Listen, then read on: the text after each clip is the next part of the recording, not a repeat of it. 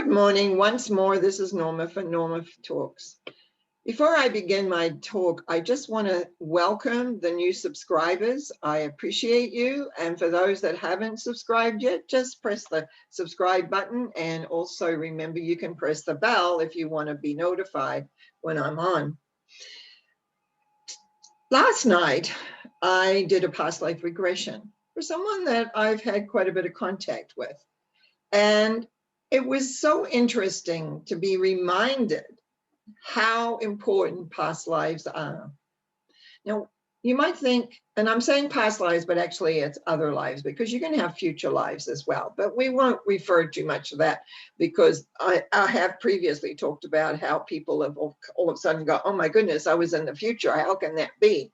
And there is an explanation for that, for sure, especially people who understand physics. They know that all time is one and you can move. And I have usually a demonstration when I'm doing workshops on this as to how we can have different timelines and we can have lives in way back and way ahead and here and now on the same theme, because very often we have themes. Now, how come these themes become important is this way. And it's something I know I've talked about a lot in different ways and different elements is this. Since you were conceived, and I have to admit, the other day, I had never had someone that actually had set up on the conception that they made a decision kind of thing. This was the first time ever, and I've done a lot of that work where we've looked at where in the conception line did the beliefs start coming in. This was actually right at the conception. So when I say from conception on, anytime we experience a feeling, we reach back in our memory banks to the last time we had that feeling and remake the same decision. So the majority of our other lives, we'll say, is the basis of our basic belief system that we live in and work in today. And this is where things get a little amiss, because what I began to discover many years ago, that the majority of your personal programs are in place by the time you're 2.5. Oh yeah, we still make other decisions. And the latest I ever ran into was a lady at 38 who gave birth to a child who was deaf. And she had felt she had let her elderly, was a little older than her husband, down. And we did quite a bit of work around that at the time. So what are the most important things that goes on? Now, when I'm doing a past life regression, I find some information about the life, but actually, I really want to get to the last day. Because when you go to leave that body, what do you take with you from that life that you just had? And guilt, regret, strong emotions, jealousy, hatred, all those kind of dark emotional elements that we kind of hang on to at times. But it's amazing what we can feel guilty about. And it's amazing what we regret. Now, if we do not clear those before we leave our body, and I'll go over that a little bit more in a minute, what happens is the next time we experience something, we're going to remake the same decision that locks those regrets and guilt and other strong emotions in place. So we begin to have, you might say, little shades over the eyes. Now you're not seeing clearly, but you're seeing through the format of many other lifetimes where you have experienced. And so consequently, what ends up happening is that you basically are recreating what you've already done and said and worked in, except we know we're in a different timeline, we're in a different year, we have different clothing, we have different people around us, not always, but mostly. And so consequently, all of a sudden,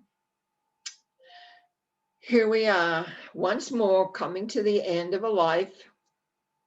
Now, sometimes we can live not very long. So there's certain times in history where people, if they were 40 years old, were old. It's just in our time, We double that, a little, at least for most of us. But we still know people who are taken young, who pass out. I could say die. A lot of people don't like that word, but that's what happens. The body is no, you leave it, you're gone. But what have we gone to? And that's why when I'm doing a past life regression for a person, we find out the bits and pieces, and then we go to that last day. Now, very often the person knows it's the last day because maybe they have a lung disorder or maybe they have something else, and they just know that, okay, this is coming. But often also they don't know it's coming. Someone gets in, they're at war and they get shot, and it's like, even though you know, okay, I'm here in a war situation, it's possible, but you don't expect it, and then you get shot. And now what happens is you're going to leave your body. Now, one of the things I like to build up in my clients is this: to look around for a light of any color. Now, there's no distinction that one color is better than the other. But to have, excuse me, to have the light come around and preferably go in, and they can let, because we've already by that time in the way I work this, they've already found out what they regret, excuse me, what their guilt is, any emotions that they've had, and also to what they have come to understand about the life they've been in. And by knowing these things, when the light comes that's all loving and accepting, they're able to let go of those guilts and regrets. Now, if they don't, that's their issue, right? Because if they want to hold on to it, usually it has a relevancy in this life here, because everything is relative. The technique I use, I was given to it, again, like many things, came through my head one time doing a past life regression workshop. And I found that it is very easy to do, very, very easy to do. And I did a lot of personal past life work. Now, when I first trained in past lives, when I didn't train, I attended workshops and read a book called Hypersentience by Marcia Moore. No one talked about trans. It was kind of like a sightseeing mission. We just went and found, and I had all these lives where all sorts of things had happened. And then I did another course with a gentleman, and he had a whole different method. And I still will use that method with a very intellectual, quote, mental person, meaning they're in their heads. They're not going to feel. That technique works really well for that. And he wasn't really interested in life between lives. He wasn't interested in the spiritual side of things. Again, information of what you did. That was where the fascination was. So I was able to see many of my lives. And then I was given the technique, because I used to do workshops, and I used to do Marcia's and then Brian's, and then I would do a personal one. And I had a revolt in the classroom. I had quite a big class, and they said, no, we want to do another one. Now, interestingly, I could have said, well, which would you prefer? But I didn't. So I went inside and said, what do I do? And I was given this whole process, what to do. Very easy, very simple. And I was led from that. Well, what happened for me personally was I had to go back and redo all the lives that I had done, because I'd never released anything. I had never come into connection with the light, the lovingness, and I had not let go of the guilt. I had not let go of the regret. I had not let go of my strong emotions.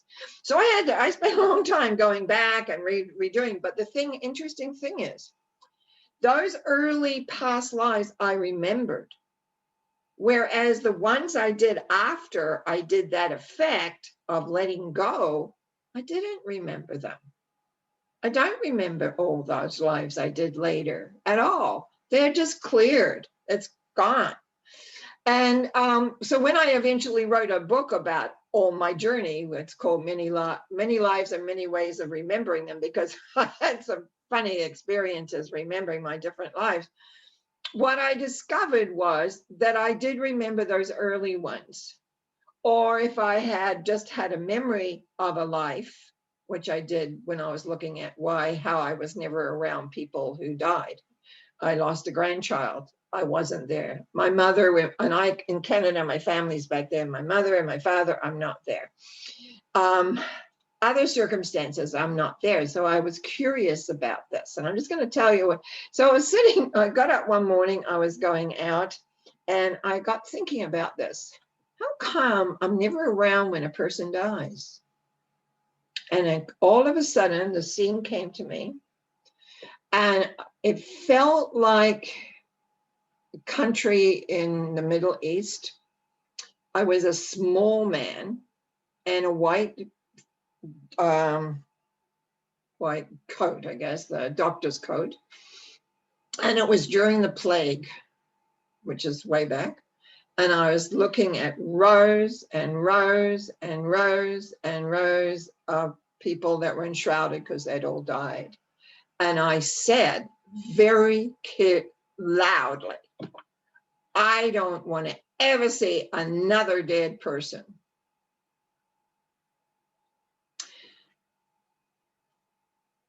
And then I had another flash of when I was a nurse, very early in the nursing times.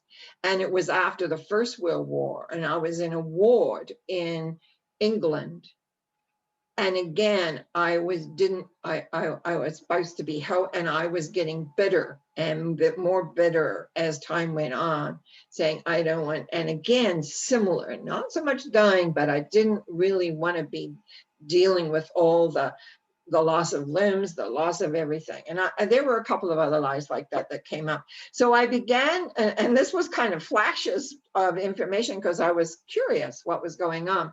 So I did some work about that, but I still remember this doctor. And to this day, it's really interesting how life has kept me away from the actual death process.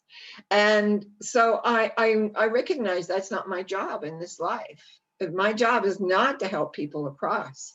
My job is to help people clear themselves so that the next life they go to, they are freer and have more awareness and more growth and more optimism as to who they truly are. And it also works that I am so committed that people realize that the connection to what I call the universal love source, divine essence is my personal name for it, is that they really understand how much they're loved, and it's all forgiven. Everything is forgiven. It's us that hold on to judgments. It's us that hold on to things tight. Oh, and so it's like knowing when we actually know that no matter what we do, we're not judged, we're only loved and accepted. It's us that puts judgment on things. It's us that create rules that say it has to be this way or that way or the other way. We have done that to ourselves. The universal love force doesn't do that. It just loves you, wants you to have whatever it is that you want, which is why I speak about how to create, how to attain your goals. Does that mean I've attained everything? Some things I'm like everybody else, and I have my own foibles that I've had to work through because I'm certainly not perfect. But I do know how it works, and I have created a few miracles, or often miracles have happened to me that I wasn't even thinking about. It's like I'm looked after, and I know that now. I am looked after, and it's just important that I keep my mind and my heart in the correct position and be open to the wonders that life brings you. So I kind of strayed a little bit away from how this past life regressional stuff. Now I know I have done this in other talks I've done, but I want to just explain a little bit about how future lives work. The first time I ran into a future life was in a past life regression that I did. This is what I remember anyway. And it was at a spiritualist church in Vancouver. And I had spoken in the morning at the church service, and then I was doing this past life regression workshop. And one of the fellows that I've always known, because I used to go occasionally to the church to speak, so you get to know some of the congregation. And he kind of had a bemused look on his face, and he was sitting off by himself a little bit compared to the others. And so he was one of the last persons, I think was the last person I spoke to. And he said, you know, this is really weird, Norma. I said, why? What's going on? He said, I was in 3000 and something.